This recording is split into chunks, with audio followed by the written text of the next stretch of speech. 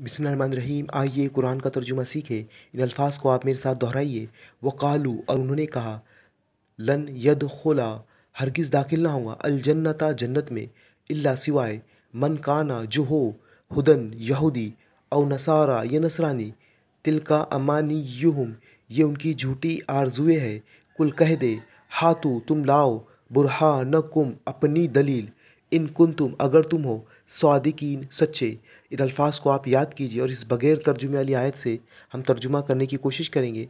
और वो कहते हैं, हरगिज़ दाखिल ना होगा कोई जन्नत में जो हो, मगर जो हो यहूदी या नसरानी, ये उनकी आरज़ुएँ है।